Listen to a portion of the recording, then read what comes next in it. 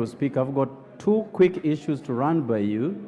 Number one, recognizing that we are going out for recess today, I did raise a question as regards remission of political parties fund to the Register of Political Parties, who should then cascade it to, on pro rata basis, to political parties, Honorable Speaker.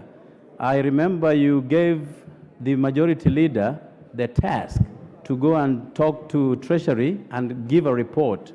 And now that we shall be out for a month, I hope the report is ready to that regard. Honorable Speaker, secondly, and this is most important to me, as the chairperson of Parliamentary Service Commission, with the mandate of ensuring welfare and comfort of members of this House, Honorable Speaker, I am concerned about the relationship between this House and the Executive, particularly as regards the sitting arrangements, Honorable Speaker. Whereas I do not attend presidential functions for obvious reasons, I happened to, a fortnight ago, attend the burial of Chief of Defense Forces, my brother and friend, Francis Ogola, who has substantively been replaced this morning, Honorable Speaker. Honorable Speaker, I know that cabinet secretaries depend on this House to get those jobs. But I was so disturbed that members of Parliament were literally scrambling for seats where the President was, Honorable Speaker. My brother, Honorable Ruto, I believe the tallest man in this House, had to stand up for 5 minutes, and I had to cede my own seats for Honorable Ruto. Because, you know, when I stand looking for a seat, it is permissible.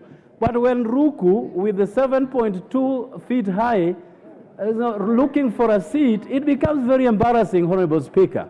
So one thing that I cannot wrap my head around properly is whether this is a policy of government that where members of Parliament are, no one accords them seats. Yet, cabinet secretaries have all the latitude. They have all the seats marked to their names. But members of Parliament must suffer, literally, trying to locate seats, Honorable Speaker.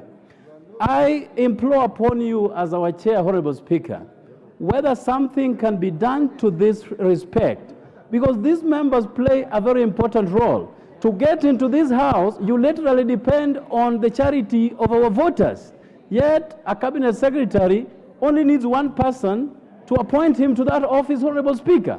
And therefore, we are subjected to inordinate embarrassment before the public that we have to literally beg for seats, Honorable Speaker. And Honorable Ruto can bear me witness that I had to cede my own for his sake. You've made your point. So, Honorable Speaker, we need your indulgence and direction on this. Whether it is a protocol issue stemming from State House, it has to be corrected now and today, so that the respect that we enjoy with the electorate out there can permeate and continue, and that we enjoy. Actually, as I finish, the majority leader who was sitting 3 feet away from me had to be squeezed and sandwiched in a very small seat that do not befit his position, whereas we have our own political differences. His comfort is my comfort, and his welfare is my welfare in return. We may differ politically, but when it comes to the comfort and welfare of a member of this House, that sits at the top echelons of my consideration, Honorable Speaker. And I thank you for the opportunity.